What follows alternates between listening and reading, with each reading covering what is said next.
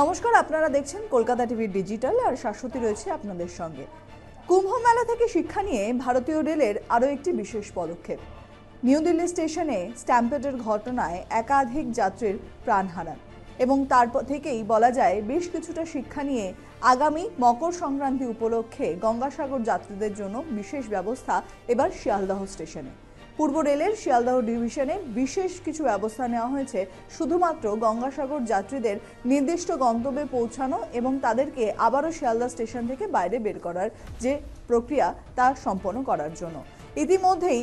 সেই ব্যবস্থার অন্যতম একটি পদক্ষেপ বলা যায় হোল্ডিং এরিয়া তৈরি করা হয়েছে শিয়ালদহ স্টেশনের পার্কিং লটে। প্রথম হোল্ডিং এরিয়ায় প্রথমে যাত্রীদেরকে পৌঁছাতে হবে, সেখান থেকে সেকেন্ড হোল্ডিং এরিয়ায় তাদেরকে পৌঁছাতে হবে ট্রেন ধরার ঠিক আগে। ট্রেন ধরার আগে সেই দ্বিতীয় হোল্ডিং এরিয়া থেকেই তাদেরকে টিকিট কেটে দেওয়ার যে ব্যবস্থা তা সুনিশ্চিত করা হবে এবং তার জন্য একাধিক রেলকর্মী তারা সেখানে উপস্থিত থাকবেন এবং ইউটিএস সিস্টেমের মাধ্যমেই তারা টিকিট কেটে দেবেন সেই সমস্ত যাত্রীদের এবং সেখান থেকে নির্দিষ্ট রুটে একেবারে দক্ষিণ শাখায় প্রবেশ না করে আলাদাভাবে একটি গেট করা হয়েছে 15 এবং 16 নম্বর প্ল্যাটফর্মে প্রবেশ করানোর জন্য। সেই দিকেই কিন্তু নজর থাকবে একাধিক আরপিএফ বাহিনীর এবং তারা যাত্রীদেরকে সেই নির্দিষ্ট রুটেই পৌঁছে দেবেন 15 এবং 16 নম্বর স্টেশনে। সেখান থেকেই ছাড়বে গঙ্গাসাগরগামী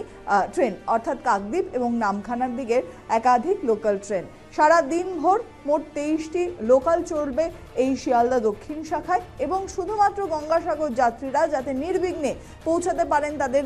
তীর্থক্ষেত্রে এবং গঙ্গাসাগরের যে পুণ্যার্থীরা থাকবেন তারা যাতে সুষ্ঠুভাবে এবং বিশৃঙ্খলতা না করে যাতে শৃঙ্খলভাবে তারা স্টেশনে প্রবেশ করতে পারেন তার জন্যই এই বিশেষ ব্যবস্থা।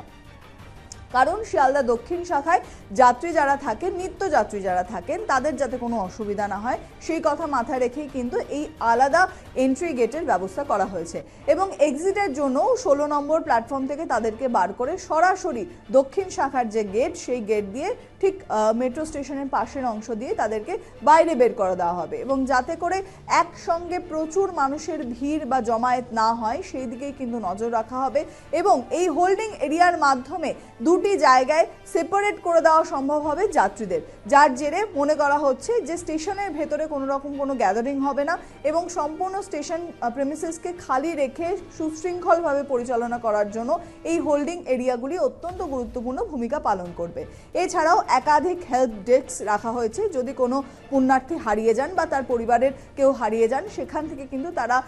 যোগাযোগ করতে পারবেন সেই হেল্প ডেস্কে এবং সেখান থেকে অ্যানাউন্সমেন্ট করা হবে সারা স্টেশন চত্বর জুড়ে। এছাড়াও এই হেল্প ডেস্ক থেকে নামখানা, কাকদ্বীপ সহ একাধিক স্টেশনেও কিন্তু হেল্প ডেস্কের সঙ্গে সরাসরি সংযোগ করা হবে এবং তার মাধ্যমেও সেখান থেকেও কোনো রকম যদি তথ্য বা কোনো ইনফরমেশনের প্রয়োজন হয় তাহলে পরে তার মাধ্যমেও কিন্তু যাত্রীরা সেই ইনফরমেশন গ্যাদার করতে পারবেন এবং প্রত্যেক যাত্রীদের জন্য এই বিশেষ ব্যবস্থার দিকে উল্লেখ রাখা হচ্ছে এবং স্টেশনে